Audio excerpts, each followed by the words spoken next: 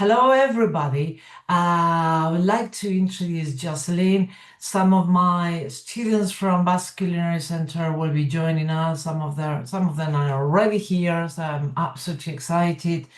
Thank you very much indeed for being here. So, ready when you are, Jocelyn. You ready? Of course, always. Always ready. Always ready. Yes. So, Yeah, let me introduce you. please. Welcome to Gastronomy and Beyond. This is a new session of this fantastic journey we are all sharing. My name is Adela Valderas, Luis Pastor, and of course Ken Larson, and all the City Science Lab is here. Thank you very much for being with us, Jocelyn. We're delighted to be your host together with España, MIT, RCC, Harvard, Basque Culinary Center, and of course the great support of all the team. Once a month we will be and we are together in our Gastronomy and Beyond. It aims to unite people who contribute to innovation in the realms of culture, products, territories, and yeah, ready. I'd like to introduce Jocelyn Brown Hall. She is the director of the Food and Agriculture Organization like Liaison Office for North America, specialist agency of the United Nations based in Washington. And the title of your talk, Jocelyn, is The Future of Food is in the Hands of Youth People. Thank you very much. I'm ready when you are, Kent, Luis. I don't know if you want to comment something on this presentation, on this welcome. Well, I think Luis should because he just spent the night on an airplane and I'm sure he's totally refreshed. I, So, I have literally I have entered through that door 5 minutes ago, so my brain is not functional right now. So I think Kent, if you can. well, no, I mean, I just want to say how much I appreciate this series that Adela and Luis have put together, and we spent many years focused on food, but more of the food production and the technology are growing, but I think the culture and food and gastronomy is in many ways much more interesting. So, and health and connection to these societal issues. So, I I always look forward to these talks. Thank you very, very much indeed. So, Jocelyn, we're absolutely excited and honored to have you with us. Thank you very much indeed, and ready when you are. Ready. Thank you so much. So, hello to everyone. Good day. Usually I have to say good afternoon because my headquarters is based in Rome. And usually I'm always behind them, but it's nice to be on the same time zone as everyone else. I'm Jocelyn Brown Hall. I'm the director of the Liaison Office here. But before we get started, I do have a small presentation that I realized as soon as I got on here and started realizing who my audience is, I'm going to tailor it a little bit as we go through so that we can have more time to talk and less time at me talking at you.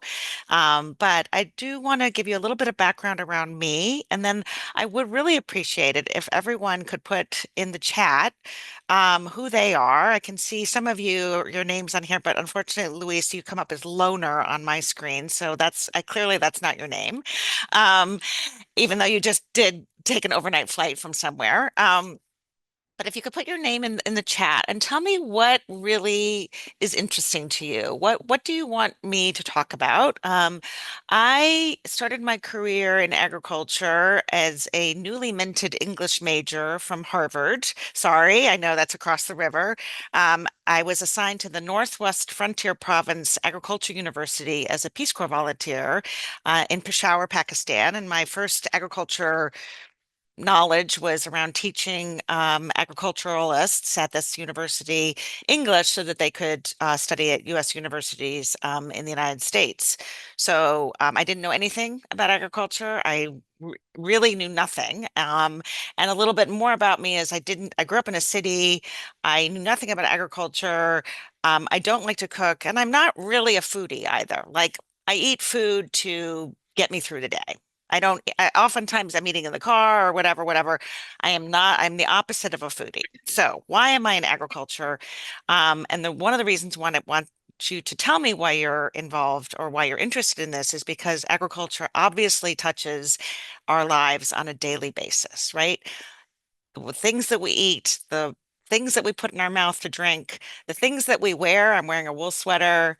The things that we walk on in the ground, the air that we breathe, the culture that we share is all related to agriculture. And I think a lot of times people forget that connection, that it all comes back to how is this produced? Where is this produced? What am I eating? How are the people that are involved in producing what I'm eating, and all those other people involved along the chain from actually pre-production, who's involved in research in figuring out what to put in the ground, all the way to the food on your table, as beautiful as it may be. And I have to say again, I'm not a cook, and I don't really understand why people take time on presentation of things, but that's just me. So, looking forward to seeing who people are. Please let me know who you are so that I can kind of adjust my schedule or adjust my talk. The other thing I'd like to say is that I have a daughter who lives in Boston and works for the Boston City Planning Authority, and she and I comment about. She says that housing is really sort of the center of connecting people together. It connects transportation and people's social lives and where people live and community and I tell her, well, I will give you a run for your money because I think agriculture does the same thing. So, with that, I'm going to start with a presentation around. Oh, I forgot to tell you, after the Peace Corps, I worked for 23 years for the U.S. Department of Agriculture and the Foreign Agricultural Service. I ran all kinds of programs. I did trade policy. You can ask me all kinds of questions about free trade and tariffs and coffee and cocoa and specialty crops. And I did a lot of stuff in Haiti. My main countries that I worked on were Haiti, Afghanistan, Pakistan, and China. But it's hard to be at the U.S. Department of Agriculture and not just sort of absorb other things as well. So looking forward to talking to everyone. I do have a short presentation. I can already tell it's a little bit off kilter from what we're going to do, but maybe it'll spark some ideas. I'll go quickly through it. And what I really want to know from you is, what do you want to talk about with me? What do you want to hear from me in terms of the director of the Liaison Office from Food and Agriculture Organization, trying to translate between the Rome-based agencies that are FAO is the mother of the Rome-based agencies in the UN. There's three, and the United States and Canadian governments. And those are two very different perspectives on agriculture. So with that, I'll share my screen. We'll get started, and then we'll go from there. Now, apologies to Kent and Luis because I thought I was speaking to more of the under 35 youth as opposed to the over 35 youth. But I'm talking about how the future of food is in the hands of youth. And um, FAO was started in 1945. We are the oldest UN agency. I don't know if people knew that. We were started 8 days before the UN itself. The United States and Canada are our founding partners, and we have 194 members. We had 195 until last year. Nicaragua decided to leave because they were unhappy with our numbers around food insecurity. And we have a very broad mandate. We have a mandate of freeing the world from hunger and malnutrition, but contributing to improving the living of all, which includes high income countries, but especially focusing on the poorest, and doing so in a way that ensures the livelihoods of people, the social economics of people, and the environment of agriculture are all sustainable. Um, Wanted to talk a little bit. You probably, for those of you who are in this sphere, have know that there's a bulge of youth in developing countries or countries with less formal, higher risk agri-food systems, and there is a drop off of youth in more industrialized or countries with more formalized agri-food systems. So this chart comes from FAO data. We are a data-rich, data-producing organization, and this just shows you, for example, some of the countries on the left side of the screen are Malawi, Ethiopia, Chad, Nepal. So they have a high degree of youth and children living in rural populations dependent on agriculture, whereas on the right-hand part of the screen down there, Belgium, Austria, Hong Kong, and others, Japan, have a lower amount of youth in population. And that is an important point for two reasons. One is if you have a high population of youth in a country that's agriculturally based, you have to start with agriculture to figure out what to do with the youth if they're not employed. Like so often I see solutions that have nothing to do with agriculture, but if most of the people live in rural areas in agriculture, that's where the solution has to come from. On the other hand, and these are huge questions that I hope all of you are thinking about, is who in the global north or industrialized nations, or however you want to call it, OECD countries, who is going to farm for us in 20 years? Which amongst us on this call under the age of 35 is going to go out there and farm for us? And I think those two questions are incredibly important for the future of agriculture. Oh, these are some stuff. Okay. A little bit more, 46% of global youth live in rural areas. And yet, so these are also underproductive agricultural areas, meaning there's a lot of time and or resources put into these areas. Resources, I mean land resources, water resources, inputs put into these areas with very low yields. So you've got this cycle of people working in low productive, low cost, low economic benefit areas, and you've got this bulge of youth who have energy and ideas and see and are on social media and see other opportunities, and you have this mismatch between the productivity of the sector and the goals and the vision and the aspiration of the youth, which can lead, of course, to migration. And you see a lot of that. And yet, most of our migration policies around the world, not just the United States, completely forget about agriculture. It's absent from the conversation. Okay, I just keep going. Da, da, da. Youth face other challenges. I don't want to, you can read it. I can send you this presentation. It's kind of reinforcing the point that I've made here that, youth are interested in obviously bettering themselves, having a future, and yet the future in agriculture is very, very challenging. So the other thing I wanted to mention is that it is different across, youth from adults, and that there's also a bulge of youth, of course, in the poorest places of the world, including sub-Saharan Africa. So again, you've got this low opportunities, low productivity, low economic development opportunities, and the greatest number of youth. Okay. There's also a lot of precariousness in agriculture that people don't talk about. It's basically oftentimes gig work without any benefits, without any social benefits. There's a lot of vulnerability. There's a lot of gender-based violence in agriculture. Unfortunately, there's a lot of I don't know if anyone read the New York Times article yesterday about the number of Indian women in India who are dying of heat stroke from working in the agricultural field. So there's just a huge amount of pressure and stress on these already incredibly poor populations who do not have the opportunities that we would hope that they would have in agriculture.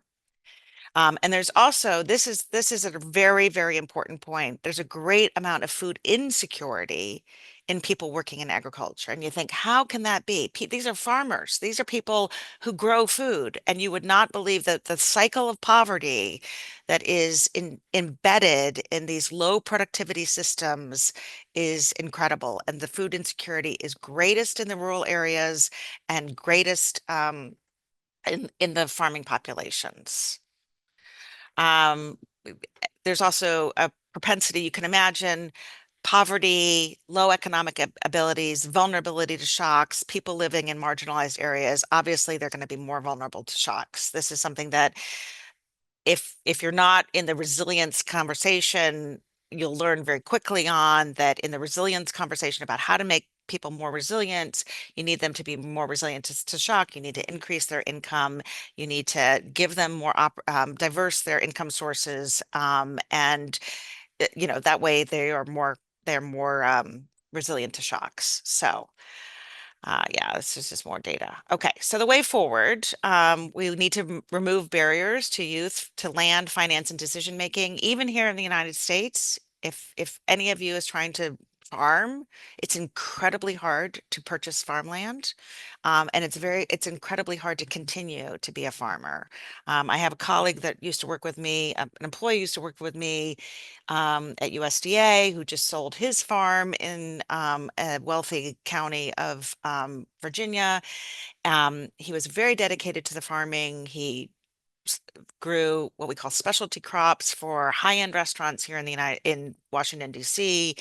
And he just said, it's just too stressful. The weather, the economic downturns, who am I going to get to farm for me? Who's actually going to go out and pick the tomatoes? It's just too stressful. I can't do it anymore. And so he sold his farm, and it's going to turn into housing development. We must invest in the youth and in agriculture. And if I can make one point is if you're going to deal with addressing food systems around the world, you have to deal with youth and you have to deal with agriculture. We have to obviously address youth leadership. I will say I'm very proud of FAO. We are the sole UN organization that actually has a youth forum. We hold it every October, where we have different chapters of youth who come together and discuss different solutions. It is a bit of a talking head time. Like I'm not 100% sure how much comes out of those solutions, but it is the only UN forum where youth have a chance to say something about the future of agriculture. And then we must partner across generations, right? So right now, the average age of an American farmer, I looked it up recently, it says 57, but I'm pretty sure it's older than that. And who is going to be the next, who are we going to pass the mantle to? Here, throughout Europe, the average age in Japan is 72. The average age in China, which has a large youth population, is somewhere in like the late 50s. So I think the crisis of the day really is, where's our food going to come from in 20 years? Who's going to do that? And what's it going to look like? So, and then a couple of things on your own. I was thinking about this. I actually woke up in the middle of the night last night and was kind of thinking about how to address some of, how I've I've put a lot of problems out there, right? I've like tried to do a little bit of like, let's shock everyone into action here and to think about, how do you go about doing things? Um, the first one, audit your own plate waste. Um, the largest emitter of greenhouse gases in agriculture is the livestock industry, including poultry. So animal production is largest. The second largest, by not very much far away, is food loss and waste. So all of the food that is grown that's getting put back into landfills or back into the ocean or underground, that's emitting methane, and it's the second largest. So, and I would also say the largest use of fresh water in the world is agriculture. The second largest use of fresh water in the world is agriculture that's put into landfills. So be careful about what you are purchasing on an individual basis and be active in your community about composting, about ensuring that wasted food from universities and hospitals can go to other people. There are methods out there to do something about this, but this is the number one thing that you can do is audit your own plate. Volunteer at a school garden, figure out how food is grown. I didn't know how food was grown until I started USDA. Understand how food is grown. If you want to be interested in gastronomy and culture, figure out where the food is coming from and how it gets there. The third one, and this is a really important one, for those of you who are represented by someone in the United States, I personally am not because I live in DC and we do not have representatives or senators. Figure out what the Farm Bill is about and call your representative about the Farm Bill. The Farm Bill is basically a bill that started in the 1930s and has been tinkered at for the last about 100 years. It really hasn't changed very much. It's changed some, that's not fair, but it hasn't changed in a radical way. And it is the number one food policy bill out there. And I've been to talks where I've said, do people even know what the Farm Bill is? So people are worried about the food, but they don't know the fundamental legislation in the US government. So call your representative about the Farm Bill. I did find out there's only one representative in Massachusetts, Jim McGovern, who sits on the on the Agriculture Committee. But even so, call your representative and then pitch an idea or at work or university, what you're doing through this process. So I'm going to stop there. Hopefully I've engendered some ideas, and that I've provoked some thoughts there, and I really just want to know what people want to talk about. And so I'm going to look in here. Somehow decisions are being made and how they're decision driven. You're studying in restaurant management and innovation. Wonderful. More restaurants and innovation. So a lot of restaurateurs here, which is great. But I guess I would say the important thing to know about restaurants is, where does your food come from? Like, how is it made? Who's making it? Um, what's going on with the soil there? What's the water use like? Are they using drip irrigation or not? Are they are they using certified seeds? Are they what are the social conditions for the farm workers? All of those things are as important as the food as it finally gets to your plate. So let me stop there, see if anybody has any questions. I can tell from my presentation I probably went deep on agriculture production, and you're more on the end use. I'm on the farm side and you're on the fork side of this discussion, but I'm sure we'll have something to talk about. So over to you, Adela, and whoever else. Yeah, well, the first thing I would like to tell you is thank you for the insight contribution. Our intention was precisely to encourage to look beyond gastronomy and explore the broader implication for food systems. So your perspective is absolutely brilliant because, as you mentioned, agriculture sometimes is absent of the presentation and absent of everything. Who is going, we're going to have a problem. We are already having problems. Build resilient futures. I love that. From plan to personal action. Thank you for the contributions. And I am sure there are lots of questions around. So ready when you are. If you do have any question, please, this is the time. Well, Adela, I'll start.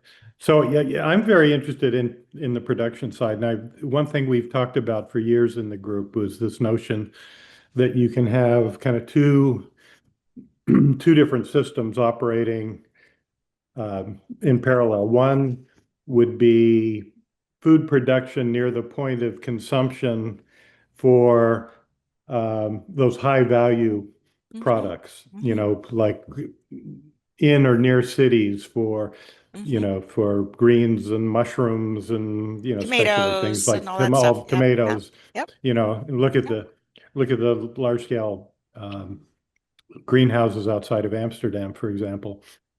And then in parallel to that, you have industrial farming in remote areas that produce grains and oils and things like that. But I wonder if you can critique the notion that we could have these two systems operating in parallel, and the pros and cons of those, and what kind of opportunities that might create for young people. Sure, And I'm sure. particularly interested in, I'm not that interested in specialty farming for very expensive items, for restaurants, although that can be lucrative for some people. I'm more interested in how we can feed the 9.7 billion people that will be on the planet by 2050. Right. Good. It's a very complicated thing, so I'm going to try to answer your question. I have to say, I work for the United Nations, so I am technically neutral on all kinds of food systems, right? I don't judge one over the other. Why not? Why not? Because I think we need judgment. Yeah, I hear you. I hear you. I visited a lot of farms in my lifetime. The UN is maintains um, a premise that we're neutral around things. I agree with you. I think sometimes the UN needs to lean into that more. So let me tell you what I've seen. right? So certainly there's room for urban agriculture. There is a lot of space for that and a lot of space for producing we call specialty crops or horticultural crops. In urban areas that could really boost access to healthy foods and for low-income people. And it could also have direct environmental and economic benefits. Grew up in the town of Cleveland, had huge amounts of urban blight, blocks and blocks and blocks and blocks of cement parking lots. And some of that has been, a small portion of that has been transformed into urban gardens.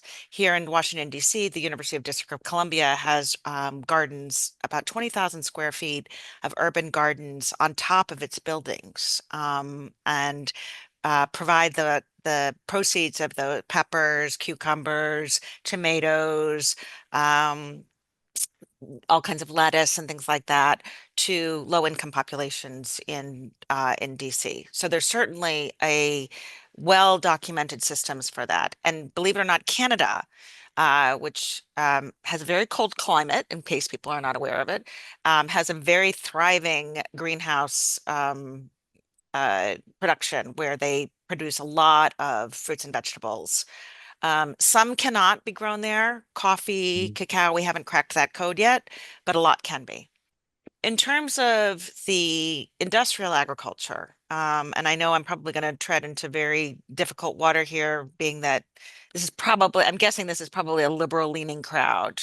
But there's a reason why industrial agriculture is what it is. The economic pressures on um, grains and cattle farmers are such that we've created this system where we want low prices, we want low, we want to spend as little as possible on our food, and we want it cheap, fast, and good.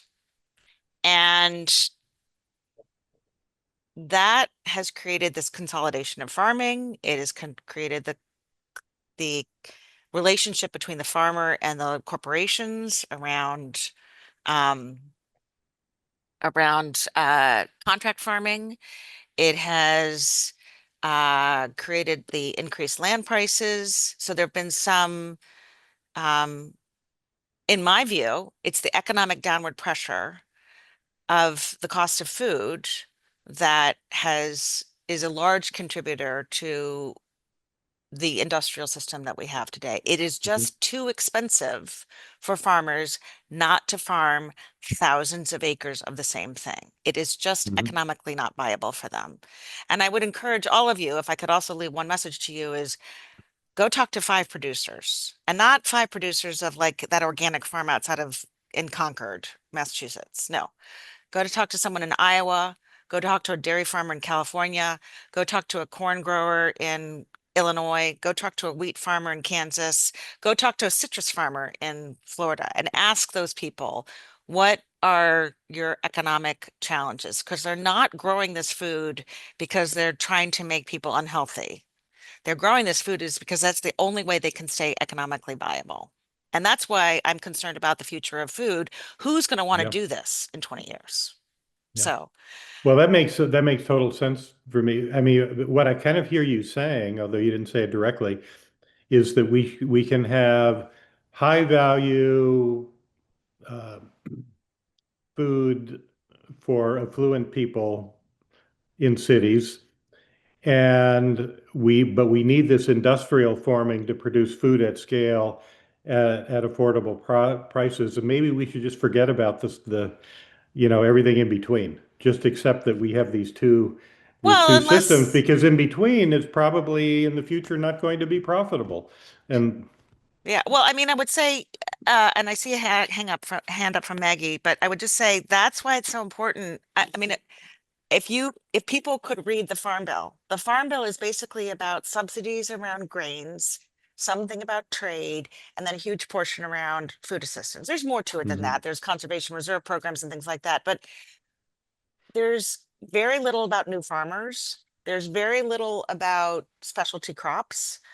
These are all tinkering around the edges. So until we change the whole approach of the law and the system, we're not going to get out of this dichotomy.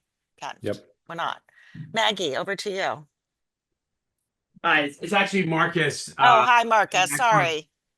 I have a quick question about like FAO's work on a global level, because I know that in some parts of the world it's easy to grow things, and then in other parts of the world that are heavily agricultural, like Egypt, which is where I'm from, 60% of the population is still involved in the agro sector, but it's incredibly inefficient, very water intensive, and let's say environmentally disastrous. So I would say they probably should be industrializing to some degree. So like, how are we managing the whole planet's resource of viable agricultural land to kind of distribute food everywhere? Like, I feel like that's a bigger challenge for all of us around like sustainable food for everyone. 100%. Okay, so you're from like the world, the birth of agriculture, right? Right. Yeah. So it was Mesopotamia, it's Egypt, Sudan. Sure. Okay. However, unlike what people tell you, because that is the birth of agriculture, it's actually the most tired. That's the technical term, tired soil. Like Right. it's been produced so much that now the soil is tired and it needs renutrients. So let's face it, countries are not created equal in terms of their agriculture capacity, right? The United States, we are the largest consumer of coffee in the world. We drink more coffee here. We produce virtually none of it, and nor can we because of the climate that we're in. So it's just the world is not created equal. Right. And I think it's a very, very good question about how does FAO approach agriculture? Now, we are the Food and Agriculture Organization, so we're always going to be like, well, what can you produce here, right? What can be done? And pretty much every country, with the exception of, and I'm going out on a limb here, and this is kind of from my own knowledge and not anything that, is scientific, but like pretty much everyone except for like Taiwan and Saudi Arabia can produce something, right? I mean, there's something for everybody. Right? I mean, Taiwan's just got too many people on it and not enough land, but they could even do urban agriculture. Saudi Arabia is just desert, right? Right. And but there is something there, it can be there is something for everybody, but we have this, going back to Adela's point about cultural, we have these cultural draws, like, oh, in my land, I'll give you an example here in the United States. Oh, in Kansas, we grow wheat. Like, we have been growing wheat for forever and ever. And even though the climate of the United States has changed, and really wheat needs to be grown at a more northern climate, we got Kansan farmers are going, I've been doing this since the Homestead Act in 1850, whatever it is. Okay. Yeah. So we get these, or I'm growing olive trees in Italy, and I am going to do this even if the climate doesn't tell me I'm supposed to be doing this. So we have to, sort of de-emotionalize sometimes, right? And we have to accept that free trade is fundamental to environmental sustainability of food, to food security, and to healthier diets. Like, we just have to I was accept hoping that. you would say that, because I kind of feel like it is an economic problem, and how do you rebalance the kind of distribution of production so that it's more equitable across all these different regions, climate regions. Right. But I haven't seen that map or that kind of, Talk about walking into something incredibly political. yeah. Right? Like, you start telling, farmers in Kansas they can't grow wheat because it's environmentally not great for them. I mean, that's actually not a great, that's not a great excuse, because they have figured out drip irrigation. But you start telling anyone, Yeah, I get it. oh, hey, you shouldn't be growing this anymore. It's not good for the environment. You're walking into a buzzsaw Right. politically. It's Right. very hard. Yeah. Thank you. That's great. Thank Yeah. I mean, I hope the world does come to the conclusion that, you know, like in the United States, we probably shouldn't be growing. We grow a huge amount of wheat and rice in Arizona, and it makes me crazy because really there should be no people in Arizona. You shouldn't live in Arizona. It's got too much desert. It's much too hard on the environment. But it's the fastest growing, one of the fastest growing states in the United States. I mean, it's just so you got to figure other technologies, which I'm hoping MIT can help us with, to do drip irrigation and other things. So I see another hand up by you, Maggie. I don't know who that is. Miguel, right here. Here. I don't know where to Here, look at. here. Okay. Speak. Yeah, I was wondering more on the demand side of food because you are always talking about the production and Yep. making production more efficient, but I think we are producing in the world more food than we actually need. And I We was are. wondering more about the demand side because, for example, you have mentioned about personal action before, but you have not mentioned about reducing meat consumption and other things that are being discussed more on the way we consume food. So I was wondering, for example, why you didn't mention in the personal action slide the reduction of meat.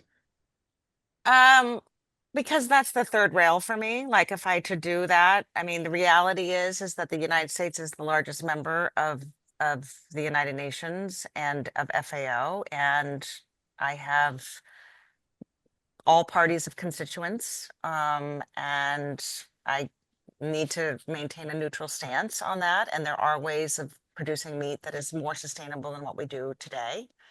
That's why I don't talk about demand for meat. That's a consumer choice. That is an individual choice. I did mention that livestock is the largest emitter of greenhouse gases. I did mention that. But essentially, if the world changed to more sustainable livestock production, that would be a very different story. And because going back to my other point about meat being a cultural thing, if I were to say to the billion plus people who celebrate Ramadan that we're not doing any more sacrifices because we're not going to do any more meat, that would be a really, really, really politically suicidal thing for me to say. But I mean, you have seen many international organizations calling for a reduction in consumption of meat. So, I mean, I Which think ones? Which ones? for example, the World Health Organization. In terms of for healthy diets, they have talked In the about European Union, we have been talking about it, if I'm not mistaken. which but one? in the European Union, there's a lot of debate around this. Yeah, there's a lot of debate around it in the European Union. Sure, I don't disagree that there's not a lot of debate about it. I would posit to you that there's a lot of people that depend on livestock as insurance, especially in poorer countries. So a goat, a sheep, a cow can be their version of insurance. So I'm certainly not going to take that away from them, especially when I'm trying to improve the lives of the poorest of the poor. It also is a form of protein for them. And two is WHO has called for the reduction of meat for dietary purposes. I'm not familiar with it calling for the reduction of meat for climate change purposes. Now, FAO is very clear that the livestock sector, as it is developed, as it is maintained right now, is a contributor, the largest contributor in the agricultural sector to greenhouse gases. We are very clear on that. But how meat is produced and what you can do to mitigate that, and there are a lot of things that can be done to mitigate that, are also things that we talk about. We will never talk about how people shouldn't be eating meat or people should not be producing livestock, because the reality is people will eat meat and people will need livestock for their insurance purposes. If I'm right on this, you mean we should act on the production side only and leave the demand side as a user? Well, I think you're putting words in my mouth. I think we should be working on both now. I think you're putting words in my mouth. I think people will demand animals. Mhm. Okay, yeah. And what type of demand policies could we be doing?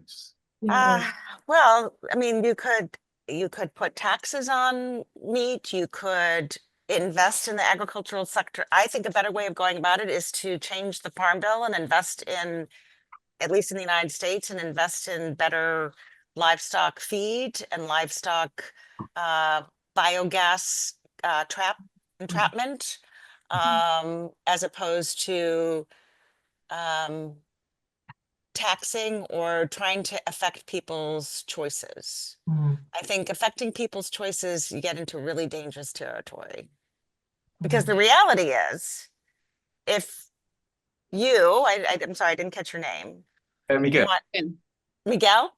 Yeah. Okay, Miguel, if you really want safe and nutritious food for everyone in the United States or in the world, you would be, and you wanted to be 100% safe and 100% nutritious, it would be very little choice. Governments would be in your refrigerator. And I don't think people want that. I don't think people want that. Okay. And you get into all kinds of dangerous territory of why is meat worse than alcohol? Mhm. Why can you eat meat? Why can I not eat meat and I can smoke organic tobacco? It's a very complicated situation. So I hear what you're saying. I'm not, I think it's important to have a healthy debate about it. But I would say we focus on the supply side of things because people will demand it. Mhm. Okay. Okay. Thank you, Jocelyn. I think Luis wants to raise questions as well. Yeah, I mean, well, thank you so much, and thank you for the way that you frame and you answer the questions. I think that's fantastic. So, Thank you. uh, yeah, so I really like it because even if he's well, now we have Miguel that he's younger than Kent and I. So, but you frame it like this is something about also the challenge of how new generations they can engage with agriculture. I think there is. Well, I have no idea, and I think that's a great question. No, like, and it's not about the global south or global north. It is like, I am pretty sure that if we could have in the global south people engaging more in agriculture, etc., in local production, probably migration will be different. But in the global north, for instance, we have people visiting us from Guipúzcoa, from the Basque Country, and they have the territorial. Let's say, yeah, the territorial stability of the Basque Country is based on food a lot, and the local producers they are uh, kind of like the elderly of the place. So my question here is how first, like again, like you said, is yeah, how can we incentivize the younger generations first to stay? I don't know if it's through technology or through showing them that there is an opportunity to be. I don't know how, but then the second question is a little bit like if that doesn't happen, what is your like? What will happen with that regions? I mean, like probably they are gonna disappear. I mean, I don't know if you have examples that has happened before in other places. So for us, it could be very because we work with communities. No, it's city science, and we are always trying to predict the future a little bit. So it could be very interesting to understand. Okay, imagine that nobody takes the lead on this. What will happen? And that has happened, whatever I don't know, in Darfur or in Netherlands. I don't know. See what I mean? So that could be. Right. Yeah, I mean, to me, it keeps me up at night. Who's going to grow our food in 20 years? How is it gonna happen? And I have 3 children. None of them is going to be a farmer. I don't want them to be a farmer. It's too expensive, too hard, too scary.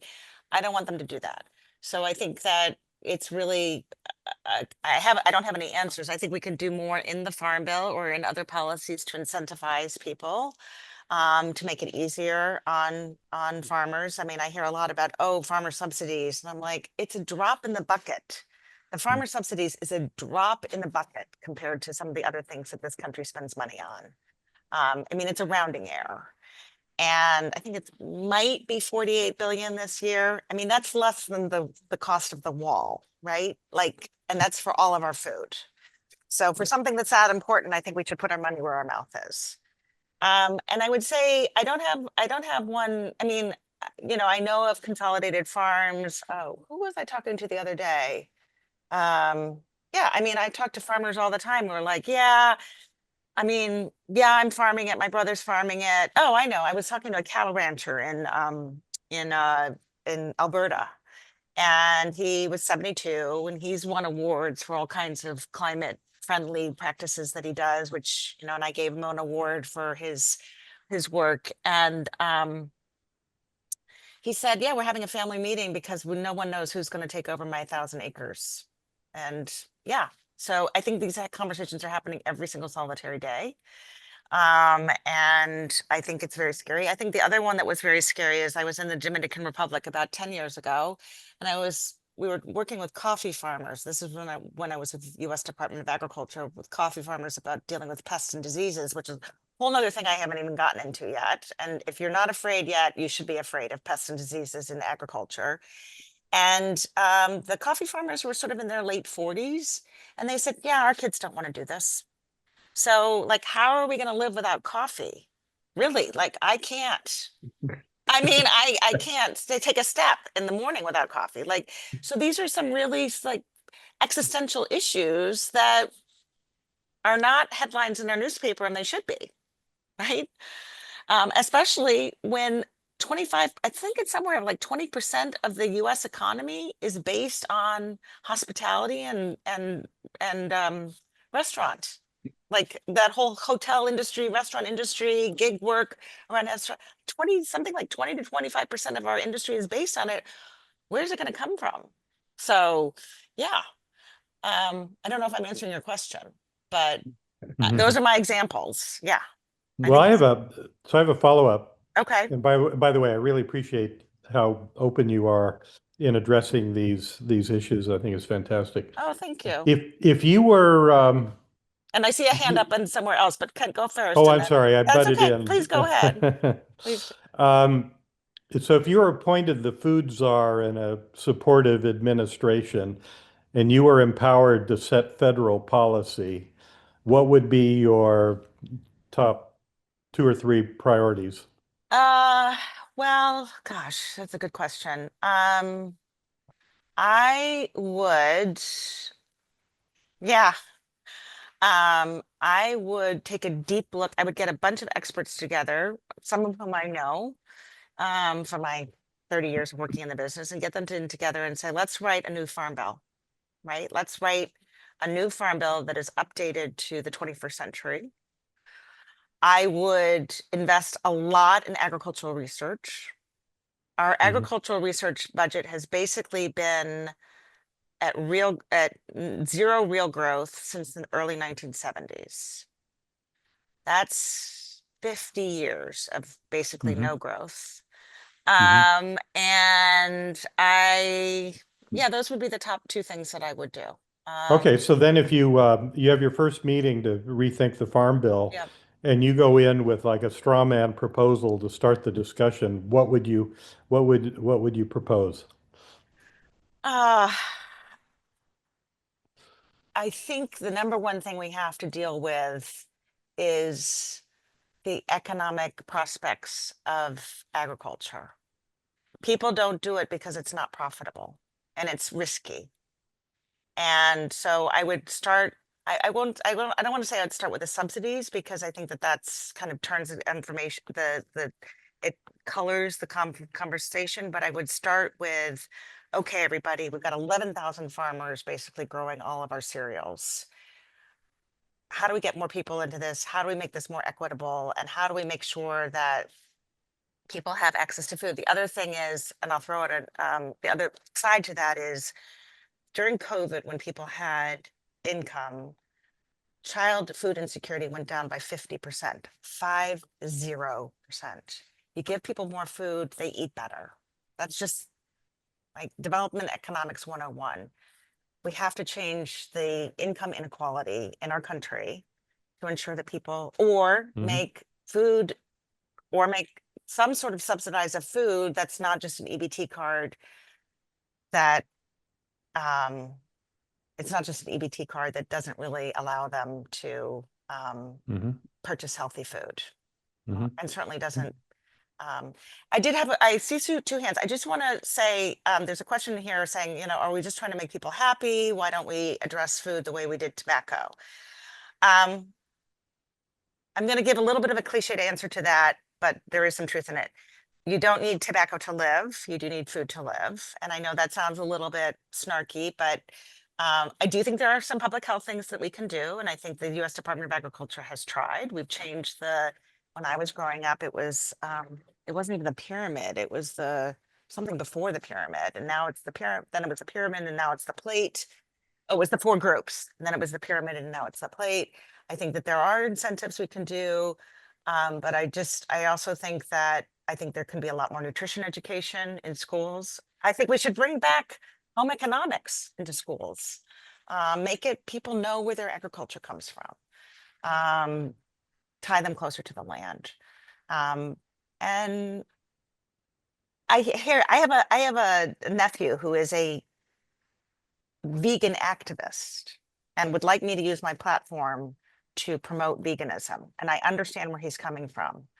I also have 30 years more wisdom than he does. And I think we can already see from our politics here in this country that doing the right thing isn't always what people want to do. And so we have to deal with the flawed humans that we are, and that people aren't always going to do the right thing. So even my husband throws food into the trash, even though I get after him on that. Raphael, and there's another question from Maggie. I think the Maggie question was up first, and then Raphael. Yes, so hi, I'm Ryan, city science, and I come from an economics background, and I just want to ask, a lot of the literature in economics, especially in development, for example, highlights how people in developing countries will move from rural poverty to urban areas. For example, Harvard economist Ed Glazer argues that even if you look at Brazil's favelas, right, slums, poverty, violence, these are still preferable to rural poverty, which is even worse. So as a matter of not even in developing countries, but even in developed ones, if we're talking about, say, human welfare, should we not instead encourage farming to be more productive and have less people do farming instead? Or do you think we still need more people to go into farming? I think that is the $64 million question that nobody in the UN wants to answer. And we all talk about how we're supposed to make farming more productive, right? You make it more productive, you're going to have fewer people in it. That's just basic economics, right? And we just cannot bring ourselves to talk about we have more people farming and more productive in that farmer, there's going to be fewer farmers. And the United States is a perfect example of that. If your family was here 3 generations ago, you lived on a farm or you knew someone who was on the farm, and that no longer is the case. So I think that we have to figure out other ways of making off-farm work. We have to bring other things. That might be another thing I might do, Kent, is how do I bring other economic opportunities to rural areas? I own property in Western Massachusetts. It is the poorest region of Massachusetts. We don't have broadband. We just got Wi-Fi about 3 years ago. Half the people living in that county live on SNAP benefits. We've got to do something about, if we take away farming, we've got to produce something else. We've got to offer something else. And it can't just be, oh, well, I'm going to do gig work and do something in the summertime and something in the wintertime, which if you live in a rural area, you're usually doing 3 or 4 different types of jobs. So 100% Ryan, agree with you. I don't have all the answers yet. I'm hoping that technology will break the barriers of the rural urban divide and allow for people to see some opportunities in rural areas that weren't there before. I only have a couple minutes left, so I do have to get to that on that plane. Raphael, over to you. No worries. Thank you so much. Hi, I'm Rafi. I'm a part of Dr. Baldera's Master in Innovation. Kind of piggybacking off of Ryan's question, essentially, what innovations, given your scope of like seeing a ton of things around the world, do you feel like the US and other countries should really adopt in terms of to promote better farming, like more efficient farming, more a better allocation of resources, et cetera? So I'm going to answer that question in a way that you're not going to like. Sorry, but I'll just tell you. So there's a lot of innovation out there, and the United States is the #1 innovator in the agricultural sector. There's all kinds of cool things happening: drip irrigation, greenhouse, energy, all kinds of stuff. can we just, one, invest in it so that it can get to more people? Because you talk to someone about agriculture and they go to sleep. They don't want to talk to you about agriculture. It's so boring to them. They want something cool and fancy. How about we just take what we have and try to get it to more people, right? Because we actually don't, we're swimming in innovation. We can't scale it because no one is interested in agriculture. When I say no one, that's not fair. People want the next shiny thing, and they're not willing to just say, hey, look, if we got this particular drip irrigation to every single farmer in Central America, that would be a game changer, right? If we got this particular integrated pest management system to every single farmer and dealing with locusts in East Africa, that would be a game changer.